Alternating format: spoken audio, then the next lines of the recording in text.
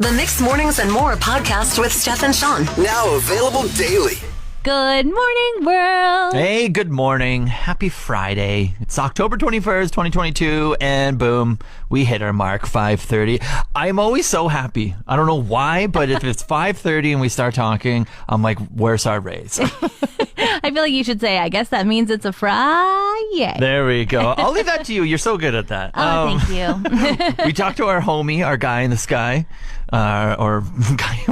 You always have his name. He's a go-to guy for things in the sky. Our guy in the sky. Yeah, he flies around. No. John Tuver, he's absolutely incredible. He's so knowledgeable just about space and galaxies and stars. And we had him on the show yesterday, and he said, meteor shower happening overnight into right now, 20 shooting stars, 20 meteors per hour, essentially, is what he was saying. Did you see any on your drive here, or was it kind of too cloudy? It was a bit cloudy. I also forgot. So I looked up into the sky for a second, as I do every morning, to see if there's any northern lights out.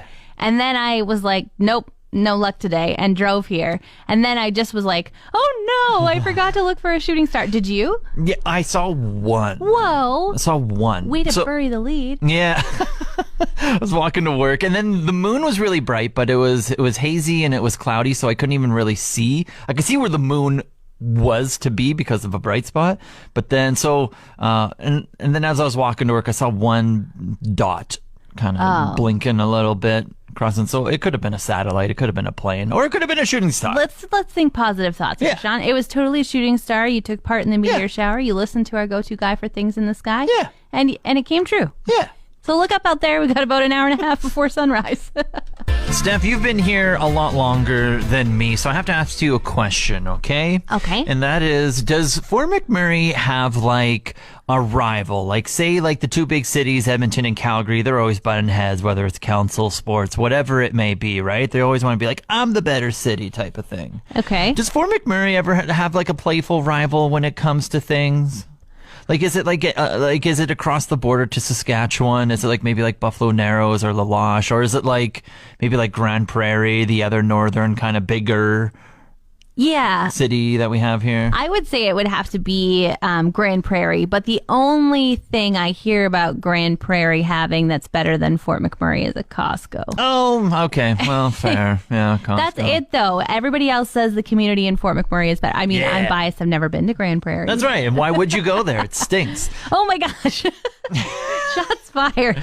Yeah. Well, another thing that maybe we can start up a rivalry is that like literally like every sports team that we have here in the community is taking on a Grande Prairie team this weekend. Really? And this is what it got me thinking about, because I'm a big sports guy, so I'm all about the rivalries, right? So we have volleyball. They have their first game of the year, the Keanu Huskies, home game tonight and tomorrow. They're both playing the Northwestern Polytechnic School, the trade school over in Grande Prairie. And so they're coming to town. So, boo, we don't like you. Get out of here. I hope you leave with a bunch of losses, right? Wow, okay. What do you mean, wow? You want the Huskies to lose? No, I didn't. I didn't think you were going to say, I hope you leave with a bunch of losses. Like, I thought you were going to say with a bunch of dog bites or a bunch of boils or like a bunch of like really bad things. That's even weirder. It is. Just leave with some losses. Get out of here. Hope you don't win. We have our basketball teams. By the way, our men's basketball team might be one of the best in the country this year, so just a heads up on that. Our men's and women's Keanu Huskies basketball teams, while the volleyball teams are coming here for a home game, our basketball teams are going on the road. They're going to be in Grande Prairie taking on Northwestern Poly this weekend. So there's another like crossover of why we hate Grande Prairie, because our basketball teams are going there. I wonder if the buses will wave at each other on the way by. Yeah. I hope you lose, you bunch of idiots. I hope you get some boils.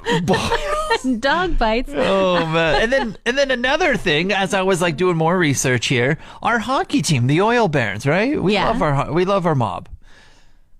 The Grande Prairie Storm are coming here, Centerfire Place, for 2 games this weekend as well, tonight and tomorrow. My goodness, the amount of moving people they have between Fort McMurray and Grande Prairie, I feel like they should have a direct flight. I feel like they could have chartered their own plane, these teams.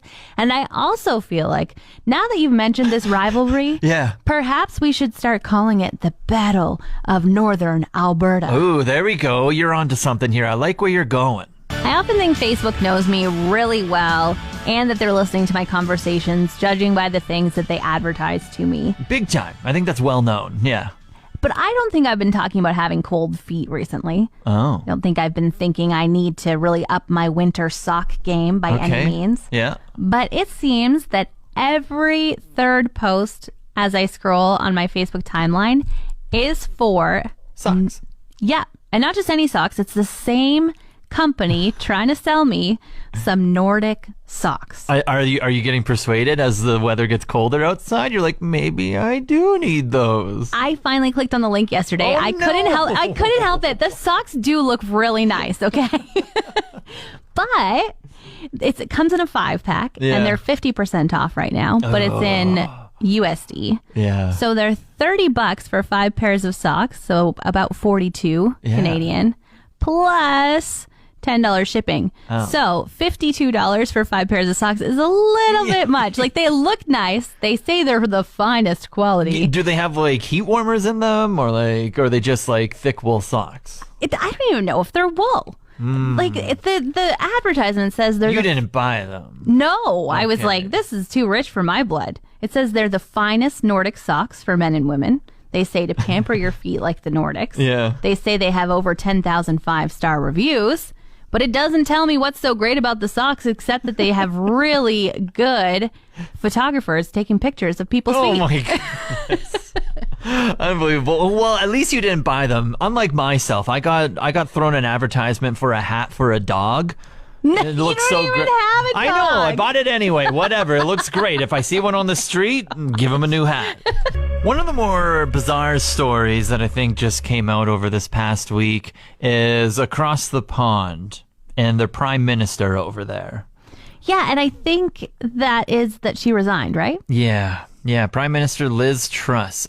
She was the Prime Minister of Britain, and she took over, and then immediately, I felt so bad for her at the first part of it, because Boris Johnson steps down, whatever, she comes in, Queen dies, like within a week, and it's just like, what are you supposed to do? Yeah, that's a pretty big thing to happen on your first week as Prime Minister. And apparently a lot of people didn't like her, but why did she get voted in if a lot of people didn't like her? Which again, I'm trying to get caught up on everything, but the main thing that I took away from this is, like, some newspaper called the Daily Star mentioned that she wouldn't last longer than the shelf life of lettuce, essentially. And so this has to be a tabloid paper. It might be. So what they did is they set up a live stream on, like, YouTube, and it had a framed picture of Liz Truss, the Prime Minister, and then it had a head of lettuce, and it was just a constant live stream of the two. And I don't think they ever would have imagined that the lettuce would last longer than the Prime Minister, because she resigned 40 some odd days into it, and now it is just absolutely blown up. They're like dressing up the piece of the head of lettuce now. Wow. And they're just like running with it, and it is absolutely hilarious. Can I get their tactics for how to keep lettuce that long? Like, there are some brown spots on okay, because I'm like, man, like, you've got some real refrigerator hacks if you've got lettuce lasting for 40 freaking days. They must have been spritzing it or something with like a little spray bottle just to keep it like moist and everything. But the fact that it came true and they just did this as like a gag, a prank at the start, and month and a half later it's like true, it's just and now they're like, is the lettuce going to run for Prime Minister and everything. No. It's just like, you know what, sometimes, you know what, Berta can be pretty bad sometimes, but maybe some things are worse, you know. It's not always as green on the other side. Lettuce is still green.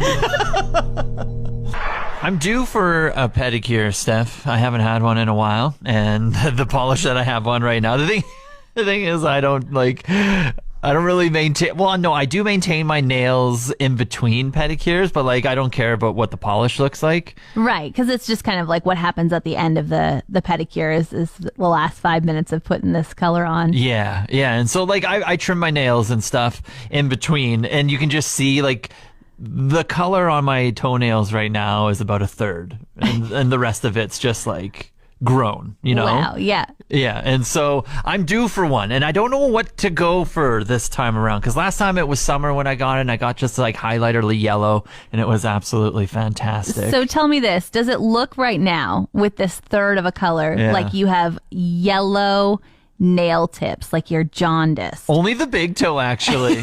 And then all the, you can't even tell I have polish on any of the other ones, because I think I've just trimmed them so many times that it's like all gone, essentially. And so only like my big toe really has like polish on it right now. But I don't know what color to get. I don't know like if there's a theme. Like I'm thinking it's duck season right now, like hockey. I'm a Ducks fan, Anaheim. Their colors are black and orange. That kind of ties in with Halloween as well. That's a bad choice, Sean. Why? Because Halloween is in like 9 days, I think. Yeah. And then people will forever be like, oh, you got your toes for Halloween. And then you usually wait 2-3 months for your next pedicure. So it'd be like Christmas will come and go, and people will still be like, wow, can tell you got that in October. Yeah, and I'd be like, it's duck season, it's not Halloween kind of thing. So that's an option. Maybe we'll rule that one out. What if I just go for straight black? I've never done black before. I am for the black. Yeah? I love a nice black toenail. I think it looks really nice. I actually painted my toes black all summer long. Okay. They go with everything. Doesn't matter what kind of footwear you have on. Black toes are good. Yeah.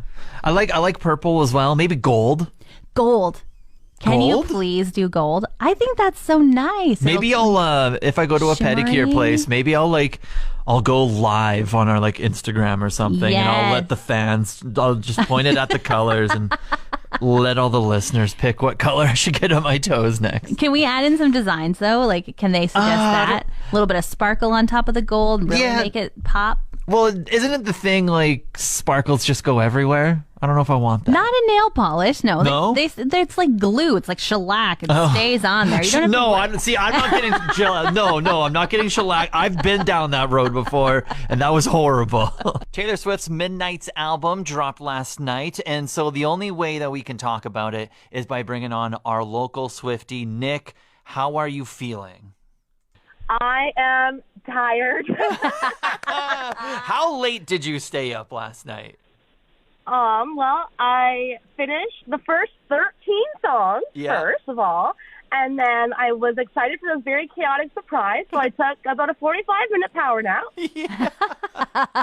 Woke up for 1 a.m., screamed again, probably woke up my family yet again, and then jammed out to those next 7 songs and slept until about an hour ago. Wow. And I went and got myself a coffee in my Taylor Swift folklore tumbler. Yes. All right. Okay. So what are your first thoughts on just everything? How would you describe the album? I'm curious how you would describe it. Like, what kind of genre do you think she's going for here?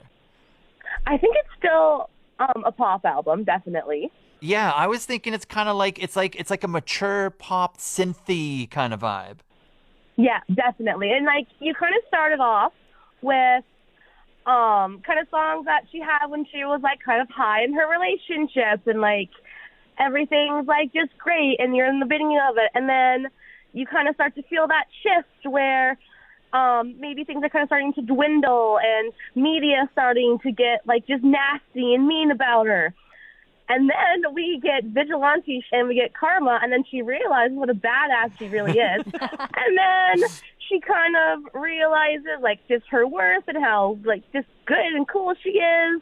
And then we kind of end, I feel like, well, 11, I guess kind of like 12 and 13 are kind of like her feelings with Joe and kind of her current status right now. And honestly, like, I'm still trying to process songs 14 to 20 still. Yeah. Like, I can't, like, I am literally, like, I was not expecting that. I thought she was going to announce a tour. I was not expecting 7 more songs.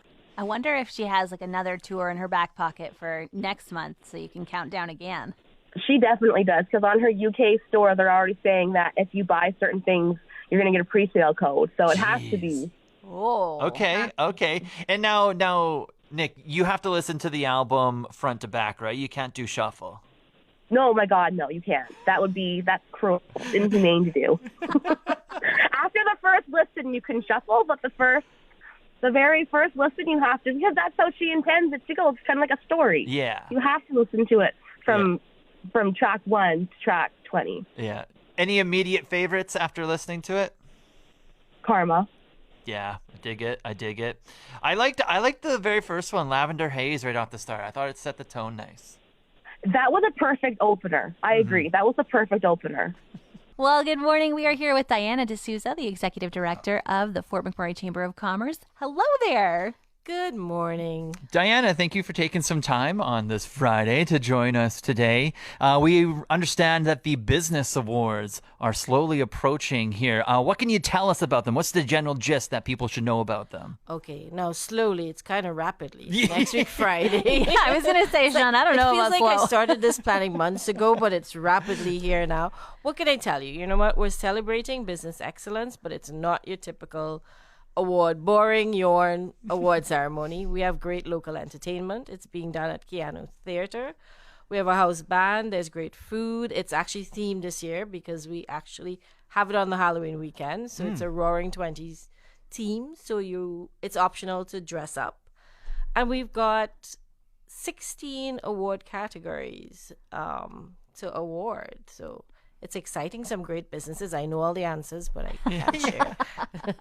Got to keep those a secret just for a little bit longer. But so exciting that the Chamber of Commerce is able to celebrate local business, and 16 different businesses are going to be recognized with the award, but so many nominated and so many also announced, right? That's actually really important. We started with 183 nominations. Wow. And it was not easy. I mean, through the vetting process, it whittled down a bit, but I'm really happy I'm not on the adjudication committee. I had to pick the winners. Mm-hmm. I mean, there's no losers. And at the end of the day, it's, it's a very competitive pool. Let's put it like that. And then how are people going to be attending this? Are tickets available? Do they have to just be a part of a business? So so sponsors, of course, tickets come with sponsors, but their tickets are available for sale. I mean, based on sale and sponsors, we have over 300 tickets sold already. You can either go to the Keanu box office or to the Chamber's website, chamber.ca/events.